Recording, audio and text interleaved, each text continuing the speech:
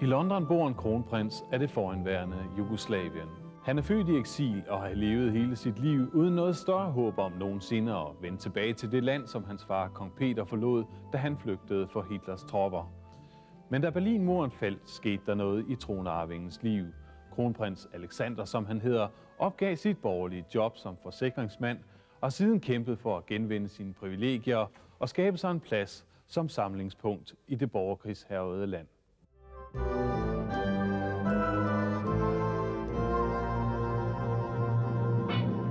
Of July 1945. It's changed a lot since then. They've decorated it, and I do hope they've changed the mattress, but it's quite historical that I was born in a hotel, and this room was turned into Yugoslav territory, which is quite significant. Suiten på Claridge's blev ved kronprinsens fødsel erklæret jugoslavisk territorium for at sikre arvefølgen. Men kong Peter skulle aldrig gense sit land.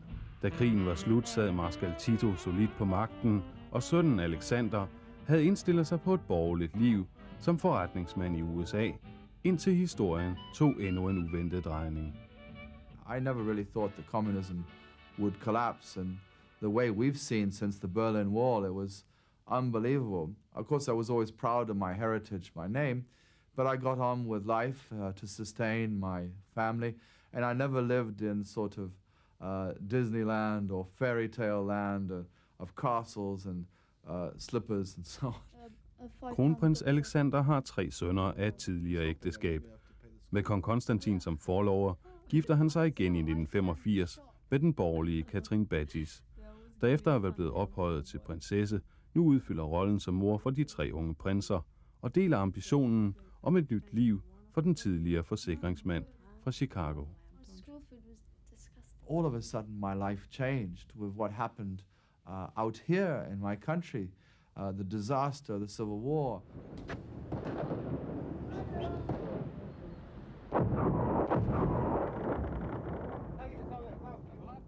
Berlinmurens fald og i kølvandet på det borgerkrigen i Jugoslavien har skabt grobund for nationale følelser på godt og ondt. Midt i etniske udrensninger og krigens kaos har den midaldrende kronprins valgt at forsøge et royalt comeback i det land, han aldrig har kendt.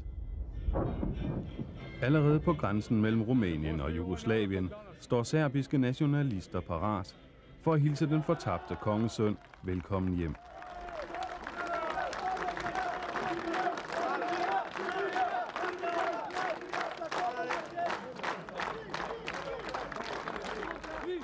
Og turen ind til Beograd foregår i overgivet tempo med nervøse bodyguards i bilerne.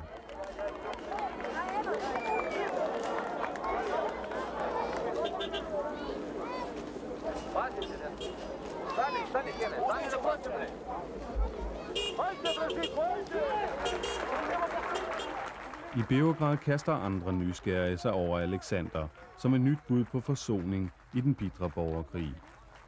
Alexanders far levede en stor del af sit ulykkelige liv i eksil på hoteller rundt omkring i verden. Nu er sønnen flyttet ind på et i Beograd. Med kongelig sans for iscenesættelse beslaglægger Alexanders folk en hel etage, og rådgiverne har pistol i bæltet under kontorarbejdet med at arrangere møder med ledende serbere, der skal bane vejen for den folkelige opbakning. På grund af krigsembargoen står hotellet gabende tomt. Så hotellets direktør er ikke utilfreds med, at kronprinsen med følge har valgt at indlogere sig netop her. Der gives kongelig discount, så længe der følger andre kunder med. We speculate to have as many newsmen as possible, as many dignitaries as possible. Basically, we are looking for business at this point for the simple reason that it's hard to get here. You were born in a hotel in Yugoslav territory in London. Is that a certain irony of history that you're sitting now in a hotel in Belgrade, or how do you see it? Well, I never had it really put to me like that. You're absolutely right. Here I am in a hotel, nearly 47 years later, very close to my 47th birthday, sitting in a hotel in my capital, and this could be the stepping stone to really going home. But really there's much work to be done. Og en del af arbejdet består i at bespise de indflydelsesrige politikere og vinde dem for monarkiets sag. For eksempel her nationalistlederen Draskovic. Demokratski princip. Do you see any chance that monarchy will come back? Absolutely. I'm very sure this year would be the year of re-establishing of parliamentarian constitutional monarchy in Serbia. That's Serbian tradition, that's the wish of majority of Serbian people, and I hope since the end of this year, Serbia will join a family of 6 members of monarchies in West European community.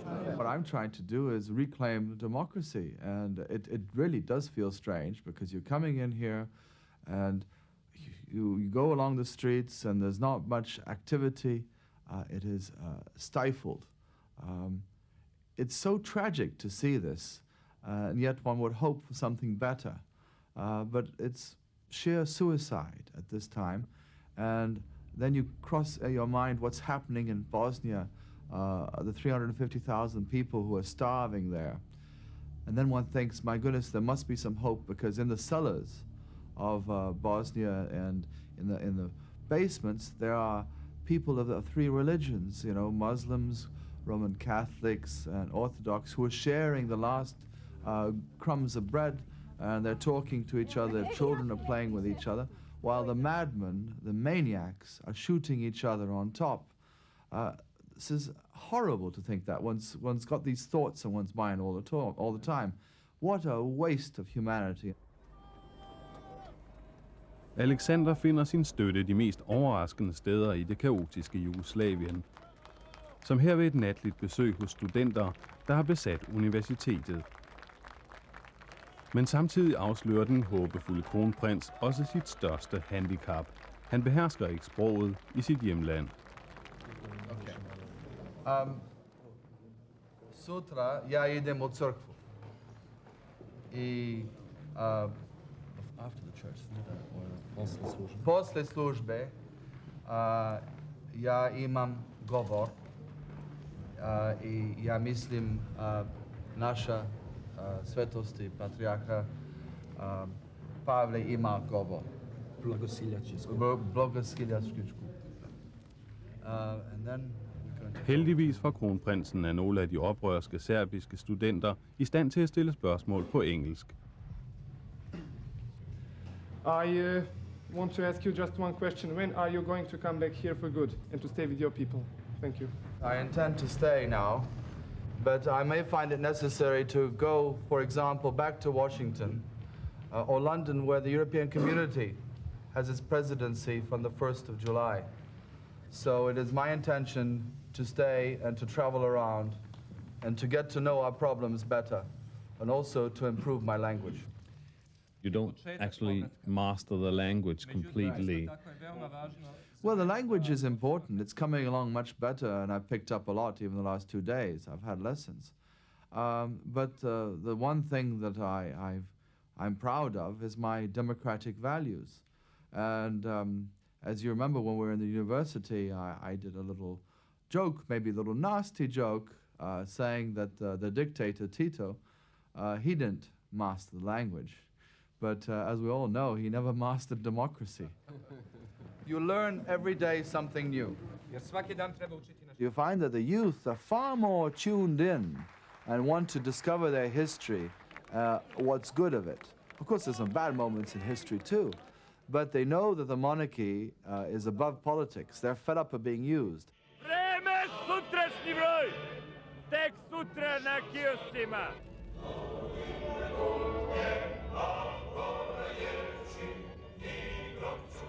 En stor folkelig demonstration mod det enerådige Milosevic-styre i Beograd er en glimrende platform for kronprins Alexander til at markere sig som demokratiets første mand i Serbien.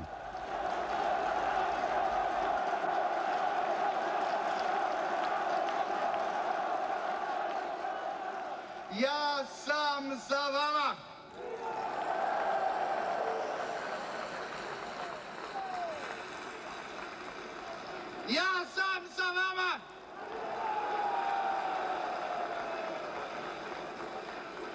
Živela sloboda! Živeli svi građani Srbije! Živela demokratska Srbija! Živela demokratska Srbija! Hvala lepo. Hvad folkemængden ikke ser, er, at Alexander inden under habitten er iført en skudsikker vest som beskyttelse mod udemokratiske snigskytter. That was not very comfortable. It was latest technology, but they forgot to include air conditioning in it. But you had to wear bulletproof Well, I vest. thought that it was best. I don't believe the government would try anything, but here we have some unfortunates who are still living very much in the dark Middle Ages. And I think that's the element one had to be prepared against. And I always kept forgetting to move position because I wanted to concentrate on being polite to the crowd. And I was reprimanded that you've got to move around the stage a bit. Next time I'll be more careful.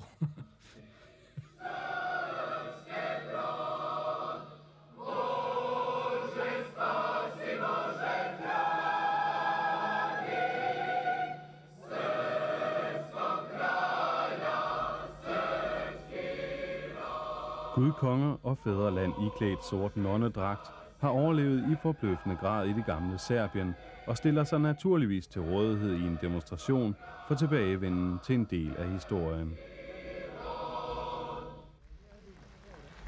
En hær af frivillige bodyguards skal forhindre en bestemt del af historien i at gentage sig, så Alexander ikke lider samme skæbne som sin bedstefar, Alexander den Første, der blev myrdet ved et attentat i Marseille i 1934. Movements for democracy were sort of poo-hooed here because this was a sort of clean face of communism that the dictator Tito portrayed. We had more prisoners per capita than the Soviet Union at one moment, which is a total disgrace. Frihedskæmperen Josef Broz Tito, der blev eneherskeren Tito, og som holdt sammen på Jugoslavien i en menneskealder, har efterladt sig et enestående mausoleum. Det enorme kontor, hvor han modtog beundrere, især fra Asien og Afrikas socialistiske broderlande, står urørt som den dag, han døde.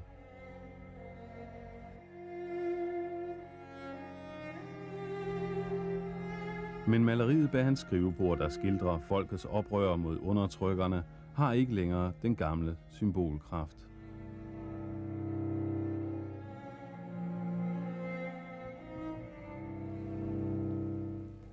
Tidligere kom der op mod 3.000 besøgende hver dag til Titos mausoleum. Nu kommer her højst et par håndfulde.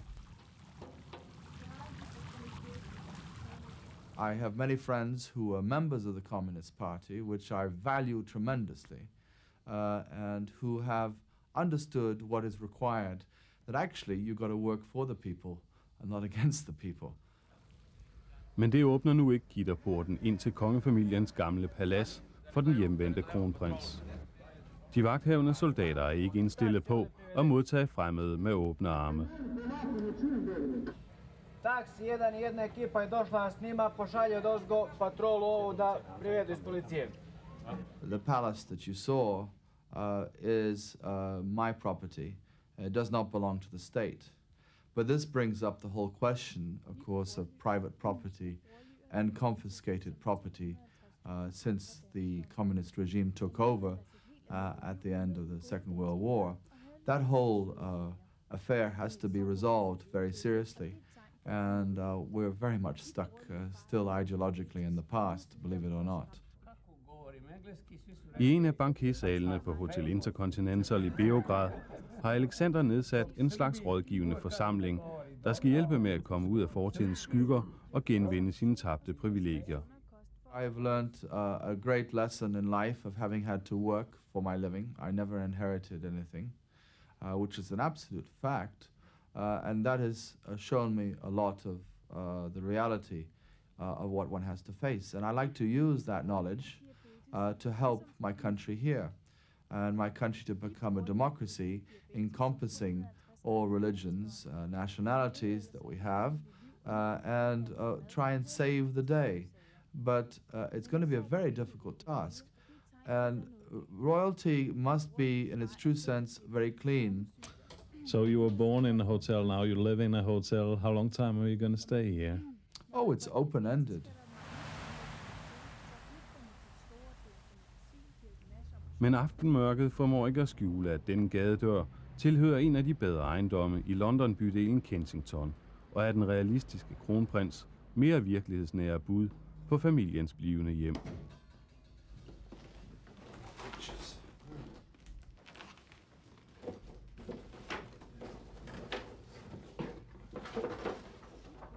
Nogle få ansatte i et lille sekretariat udsender royale familiebilleder og andet materiale til støtte for monarkiets sag. When we talked together in Belgrade, you said that your stay was going to be open-ended. Yes, it was. I do remember saying that. But I don't have an infrastructure. You see, my grandparents, my great-grandfather, they had an infrastructure. I didn't have the infrastructure. You must remember, this is the first returning in 46, 47 years. All I have is the people.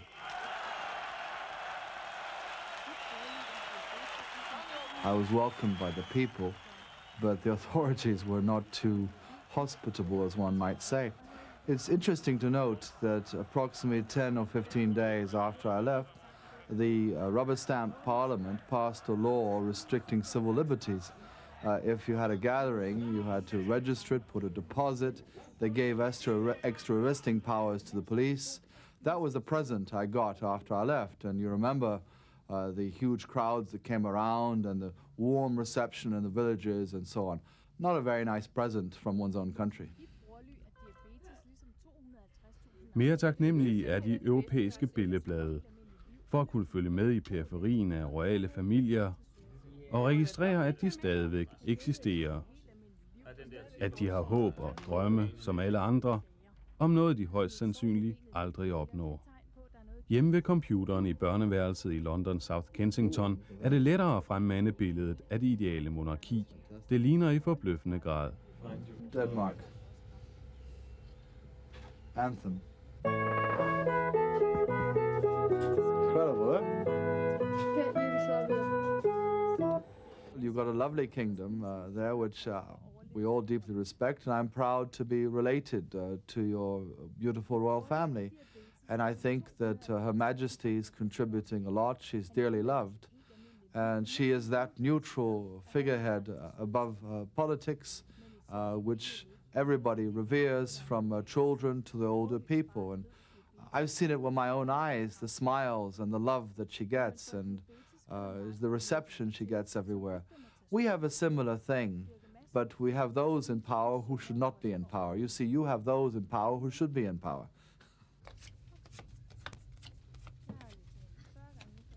Tvillingeprinserne Philip og Alexander samler kort med deres basketball-idoler. Men far er dog det største håb. You believe he's going to be king one day? Yeah, of course. Hopefully. Yeah, and probably. And you feel like going there too? Yes. And go to Belgrade and have a nice time.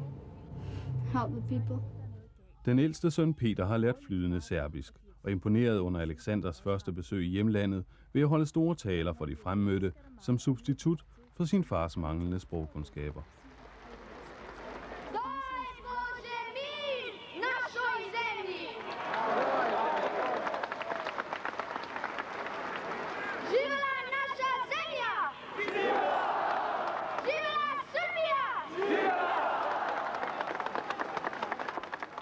What do you think it means to be king? Well, it must be a big thing. Everybody learns about you. You're on the TV all the time. And you think that you might be king one day? Yeah. Why are you so sure about that? Well, I'm not completely sure about it, but I should be. We look forward to the day when we can return and be with our people and be very happy. That's what we're really looking forward to do. As you can see, they're very active, always playing, always having a good time, which is great. And they're good students. We're very proud of them. What are they? They're just puppets. You can put your hand in them, and you can move their eyes, and that's about it. Their eyes can glow in the dark. We had them when we were smaller.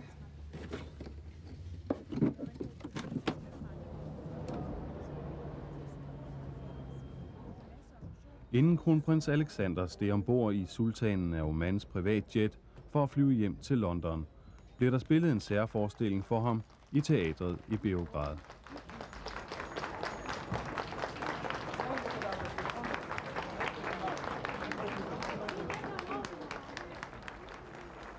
En klassisk nyopførelse i Balkankrigens ældgamle kulisser, efter Alexander forgæves har forsøgt at finde en rolle uden for teatrets verden. Well, I left the country hoping that I would come back, and I will come back. I think there are many games to be played.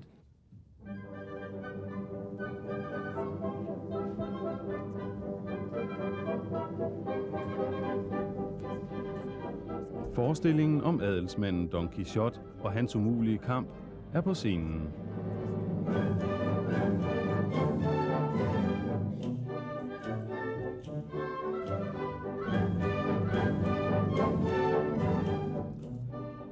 Og uden for teatret fortsætter den jugoslaviske borgerkrig på 3. år.